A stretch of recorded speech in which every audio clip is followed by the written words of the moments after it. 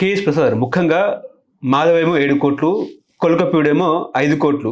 తప్పంతా కొల్కపూడిదే, కఠిన చర్యలు తీసుకోవాలన్నట్టు కూడా నిన్న క్రమశిక్షణ కమిటీ సీఎం గారికి నివేదిక అందించింది. పార్టీ లైన్ దాటి ప్రవర్తించారు, ఒక్కో ఆరోపణ కూడా ఆధారం ఇవ్వలేదు, సస్పెండ్ లేదా అధికారాలు తీసుకోవాలి అన్నట్టు కూడా మాట్లాడుతున్నారు. ఈ మాధవ్ 7 కోట్లు, అదేవిధంగా కొల్కపూడి 5 కోట్ల వ్యవహారాన్ని ఎట్లా చూస్తారు సార్? 2 కలితో చూడండి, ఇంకా 173 నియోజకవర్గాలు ఉన్నాయి. ఓకే, ఇవి 2 నియోజకవర్గాల విషయాలు బయటపడ్డాయి. మిగిలిన 173 కూడా అది దగ్గరలో బయటపడతాయని నేనైతే యాంటిసిపేట్ చేస్తున్నాను. ఎందుకంటే కొలుకుపూడి 5 కోట్ల లెక్క క్లియర్గా ఐసిఐసిఐ బ్యాంక్ స్టేట్మెంట్లు ఇచ్చాడు 2 దఫాలుగా. అవునా కదా? అవును. సామర్థ్యం లేనోడు, అమరావతి ఉద్యమంలో తప్ప డబ్బులు వచ్చే మార్గం లేనోడు తీసుకెళ్ళి 5 కోట్లు ఇచ్చానని చెప్పాడు ఆయన. శభాష్. ఇక్కడ ఈ మాధవ్ వేమన్ సతీష్కి ఇచ్చానంది, 7 కోట్ల వీడియో ఉంది, క్యాష్ ఇస్తుంది. చూసారా అది? అంచితేటి క్లియర్గా ఇంకేటి క్రమశిక్షణ కమిటీకి ఏటి కనపడలేదు, క్రమశిక్షణ కమిటీకి ఐసిఐసిఐ స్టేట్మెంట్ ఇవ్వలేదు కొలికిపోయాడు. లేదా నన్ను ఏమంటే ఇస్తాను ఇక్కడి నుంచి.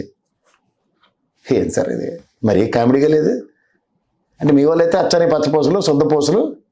అసలు 7 కోట్లు 5 కోట్లు ఒక ఎమ్మెల్యే స్థాయికి టికెట్లు అమ్మేస్తున్నారు అంటే ఇదేనా Telugu Desam party legacy? Is it what is happened? Rama Rao గారి దగ్గర నుంచి చూస్తున్నాం తెలుగుదేశం పార్టీని. ఇదే జరుగుతుందా? జరిగిందా? ఈ కొత్తదనాన్ని మీరు పుణికిపుచ్చుకుని, ఎందుకంటే దాన్ని తెలుగుదేశం ఒక యూనివర్సిటీ అనేవారు, రాజకీయ నాయకులను తయారు చేసే పరిశ్రమ కింద పోల్చేవారు. కొత్త నాయకత్వం అక్కడి నుంచి మొదలైంది రాష్ట్రంలో, తెలుసా మీకు? అప్పటిదాకా కొత్త నాయకత్వం లేదు. తర్వాత మహానుభావుడు రాజశేఖర రెడ్డి గారు వచ్చి కొత్త వాళ్ళకి టికెట్లు ఇచ్చుకుని గెలిపించి మళ్ళీ నాయకత్వాన్ని రీవ్యాంప్ చేశాడు. అప్పటిదాకా అయితే ముసిలి జంబుకలే. ఈ నాదన్ల భాస్కర్ రావు ఇలాంటి వాళ్ళే ఉండేవారు కాంగ్రెస్ పార్టీ నిండాను. కలుషితాహారం బ్యాచ్. ఈ కలుషితాహారం బ్యాచ్కి కాస్త సొద్దపోసలై తెలుగుదేశం నుంచి ఒక పరిపక్వత రాజకీయాలు చూపిస్తే మళ్ళీ కాకరకాయ కేకరకాయ చేసి ఇదే దరిద్రాన్ని మళ్ళీ తీసుకొచ్చి మన ఎత్తికి పెట్టరా? ఇలా జీవితంతో ఈ చెత్త చెదరం మీద విశ్లేషణలు చేసుకుంటూ కూర్చోవాలి, అంతే కదా? ఏందండి ఇది? క్రమశిక్షణ కలిగిన పార్టీ అని చెప్తూ ఉంటారు, ఇదే నా క్రమశిక్షణ? దీపాలు అయిపోయిన తర్వాత చూడు, ఈ నాగుల చవితికి కార్తీక పౌర్ణమికి పేల్చినట్టు అవుట్లు పేల్చిన టకా టకా టకా అని.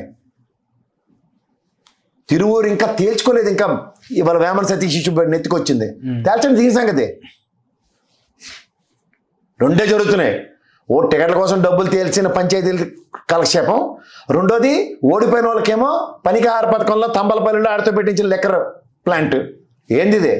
ఇందుకేనా మీరు సంపద సృష్టి 124 స్ట్రైక్ రేటు, 98%, 21 పవన్ కళ్యాణ్ గెలిచాడు? ఎన్నాళ్ళు ఈ దిక్కుమల ప్రవచనాలు మాకు? పనేది లా అండ్ ఆర్డర్ విషయంలో తగిన ఇదే చర్యలేవి. ఎంతసేపు ఆడేమో పెద్దిరెడ్డి తాలూకా, ఈడేమో తీసుకొచ్చి ఈడేమో జోగి రమేష్ తాలూకా. మాకెందుకు ఇల్లు? ఇది జన్మకు ప్రూవ్ చేయలేరు జోగి రమేష్ తాలూకా తంబలపల్లి ఆడ తాలూకా అని. ఎందుకంటే ఎలక్షన్ అప్పుడు ఇట్లా తగలటరు, పనికి మాలేదో ఎదురు. టైం వేస్ట్ తప్ప ఇంకేమైనా ఉంది సార్ దాంట్లో? వాళ్ళకి ఇచ్చుకుని వాళ్ళే బట్టలు కూడా తీసి బయట నిలబెడుతుంటే సిగ్గుపడమానండి వెళ్ళి. క్రమశిక్షణ కమిటీ నా ఆధారం ఇవ్వలేదంటే 5 కోట్లు విశేష స్టేట్మెంట్ మొత్తం పబ్లిక్ డొమైన్లో పెట్టే బుర్ర తక్కువ అలా చూసుకొచ్చామండి అని చెప్పండి.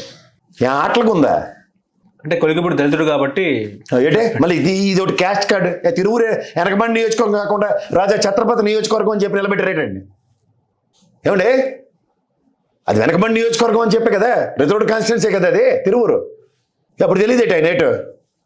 తెలుగుదేశం టికెట్ ఇచ్చినప్పుడు తెలియదా? లేదా కొలికపూడికి తెలియదా ఆయన ఏటో? ఎవరికి చెప్తారు ఈ టైం వేస్ట్ కబుర్లన్నీ? నాకు ఇంకా 173 నియోజకవర్గాలు లెక్కలు ఎప్పుడు వస్తాయి కనుక్కోండి. ఒక ఎంపీ స్థాయిడు లేకపోతే టికెట్లు ఇప్పేస్తున్నాడు 5 నుంచి 7 కోట్లు గెలుపుతున్నారు, అన్ని ఆడ్ నెంబర్సే. నెక్స్ట్ 9 అంటాడేమో చూసుకోండి. అంటే పెరగడానికే ఛాన్స్ ఉంది, సంపద సృష్టిస్తాను అన్నట్టు. మొట్టోడు 5 కదా కొలికిపూడి, 2 7 కదా. సరి సంఖ్యలు కాకుండా బేస్ సంఖ్యలు చెప్తుంటే 2తో డివైడ్ అవ్వని నెంబర్లు చెప్తున్నారు, గమనించండి. అంటే కేసినేని చిన్ని గారి గురించి నిజాలు చెప్పినా కూడా తప్పు నాదే అన్నట్టు కూడా మాట్లాడుతున్నారు కొలికపూడి గారు. అదే ఇద్దరు లోకేష్ గారు క్యాండిడేట్ లేనప్పుడు ఏంటి? ఇసుక తగ్గడా పేడ చెక్కడ, అంతకన్నా ఇంకే ఉంటుంది. కరమంటే కోపం, మింగమంటే కప్పకు కోపం. ఈ దిక్కుమాల బాధలో మధ్యలో చంద్రబాబు గారిని నిలిపేస్తున్నారు అందరూ కలిపి. ఏడు తీసుకుంటారు చర్యలు? నీ జట్టు పీస్ అమ్మా నీతో మాట్లాడినామని చూపించారు లాస్ట్ టైం కొలికిపూడి ఇదే ఓవర్ యాక్షన్ చేస్తే. అదేనా మాకు కావాలి? తంబలపల్లి ఓడిపోయినాడు జనార్దన్ రావు గారు, అలా సురేంద్ర నాయుడు గారు మర్డరాడు. ఎలాగో మనకి ఇప్పుడు గవర్నమెంట్ ఉంది కదా, దాని మీద చర్యలు ఉంటాయో లేవో ముందు సస్పెండ్ చేసి, అదే కావాలి వాళ్ళకి.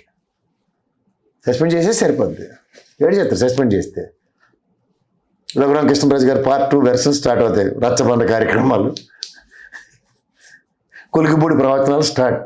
సస్పెండ్ చేస్తే ఎమ్మెల్యే పవర్ తీసేస్తారు లేకపోతే సస్పెండ్ చేస్తారు అన్నట్టు మాట్లాడుతున్నారు. ఎలా రెండు ఎలా జరుగుతాయి? ప్రజాస్వామ్యం ఇది. వీళ్ళు ఒక పార్టీలు ఎలగబడ్డానికి పార్టీకి రాజీనామా చేస్తున్నా, అయితే పార్టీ సస్పెండ్ చేసింది. సస్పెండ్ చేస్తే ప్రజాస్వామ్యంలో ప్రజలు గెలిపించుకున్న వాళ్ళు నువ్వు సస్పెండ్ అయిపోయినట్టు అనవడం ఉందా ఎక్కడైనా? ఎలక్షన్ కమిషన్ నేను పార్టీ సస్పెండ్ చేసింది కాబట్టి మేము కూడా సస్పెండ్ చేస్తామని చెప్తారా? చెప్పానండి. వంశీకి అదే అయింది కదా, వంశీని ఎందుకు సస్పెండ్ చేయలేపారు? సేమ్ అదే క్రిటికాలిటీ. ఎవరు కుదిరిస్తారు? నాకు అవన్నీ ఎందుకంటే వాళ్ళు సస్పెండ్ చేసుకోమని గంగలో దూకమనండి. ఈ డబ్బులు ఏంది? ఒక లెగసీ కలిగిన పార్టీలో టికెట్లకి డబ్బులు ఎస్టాబ్లిష్ అయింది, టికెట్లు అమ్ముకున్నారు, అంతే కదా. ఇంకా ఇవి తక్కువేమో అనుకుంటా బహుశా. బయటపడినవి ఇవి, బయటపడనివి ఎన్నెన్నో. ఒక ఎమ్మెల్యే టికెట్ కొనాలంటే 10 కోట్లు ఉంటుందా, 20 కోట్లు ఉంటుందా, 50 కోట్లు ఉంటుందా? నాకు మల్లారెడ్డి యాక్షన్ కూడా తెలుసు. మల్కాజ్గిరి ఎంపీ 25తో మొదలై 100తో కంక్లూడ్ అయింది. ఒక ఎంపీ టికెటా, ఎమ్మెల్యే టికెటా? ఎంపీ కదా, దాన్ని బట్టి ఎమ్మెల్యే అంతా లెక్కేసుకోండి. కానీ నేను చంద్రబాబు గారు మాట్లాడుతూ ఎమ్మెల్యేలు అంటే 80 మంది ఎమ్మెల్యేల మీద వ్యతిరేకత ఉంది, సీఎంఆర్ఎఫ్ పంపిణీ అంటే చెక్కుల పంపిణీ కార్యక్రమంలో కూడా దాదాపుగా 48 మంది ఎమ్మెల్యేలు అటెండ్ కాలేదన్నట్టు కూడా మాట్లాడుతున్నారు.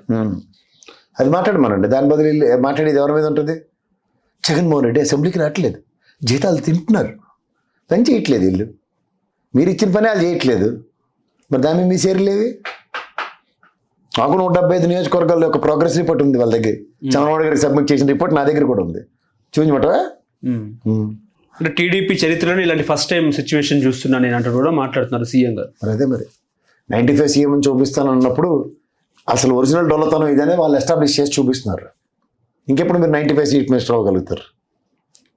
ఫస్ట్ ఇక్కడ అంతర్గత ప్రక్షాళన జరిగితేనే కదా. అదే కదా మీరు మొదలెట్టింది. వారానికి 2 రోజులు, ఒక రోజు నేను, ఒక రోజు లోకేష్ ఉంటాం, పార్టీని ప్రక్షాళించుకునే కార్యక్రమం ఉన్నప్పుడు ఎంత దుమ్ము ధూళితో నిండిపోయి ఉన్నప్పుడు డస్టింగ్ కార్యక్రమం నిలబడింది. అర్బన్ ల్యాడర్లను పిలిచి క్లీన్ చేయించుకుంటున్నారు. అదే తెలుస్తుంది క్లియర్గా.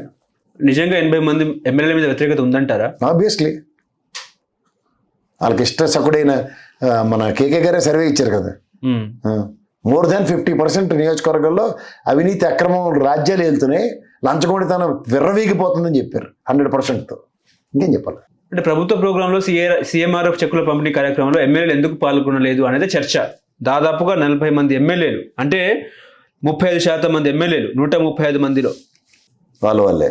ఇంకా వాళ్ళు అదే బీజేపీ పెందొంగలను వీళ్ళు జనసేన వాళ్ళు ఎంతమంది ఎగ్గొట్టరు? మరి వాళ్ళు ఎక్కడ చెప్తారు? వాళ్ళ అధ్యక్షులు ఎందుకు చెప్పట్లే? ఇవన్నీ చెప్పాలి కదా, చెప్పాలి. అప్పుడే కదా 164 98% స్ట్రైక్ రేట్, 21 గెలిచారని రోజు షోలో ఎవరు కొడతారు కదా మాకు. ఈ లెక్క కూడా చెప్పండి. అంటే అధికారి అయిన పాత్ర గారు కూడా చెప్తారు 10 పైసలు జగన్మోహన్ రెడ్డి తప్ప మిగిలిన అందరూ జీతాలు ఎత్తుకెళ్ళిపోతున్నారు, అరుగుతుందా అరగదా ఇలాంటివన్నీ అంటున్నారు కదా. వీళ్ళు పనే చేయట్లేదు, ముఖ్యమంత్రి గారు ఇచ్చిన పని చేయట్లేదు, వీళ్ళకి అరుగుతుంది లేదు కనుక్కోండి. మీరు ఇచ్చి బయాస్డ్ అండ్ డెలిబరేషన్ స్టేట్మెంట్స్ ఇస్తున్నారు కదా, ఆ రెండింటికి కాంట్రడిక్షన్ ఎందుకు?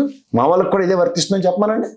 గతంలో మంత్రుల పనితీరు బాగాలేదని మాట్లాడుకునే వాళ్ళం, ఇప్పుడు ఎమ్మెల్యేలు పూర్తిగా ఎమ్మెల్యేల పనితీరే బాగాలేదని మాట్లాడుకుంటున్న పరిస్థితి వచ్చింది. ఆబ్వియస్లీ కదండి. ఇప్పుడు గ్రౌండ్లోకి వెళ్తారు వాళ్ళు. ఫస్ట్ గ్రౌండ్లోకి ఎమ్మెల్యే వెళ్ళి పని చేయాలంటే ఏం కావాలి? అడిగి ఆరు చేసిన పని 6 ప్రామిసులు ఫస్ట్ ప్రభుత్వ తరఫున అవి ఏమైనా ఫుల్ఫిల్ అయ్యా?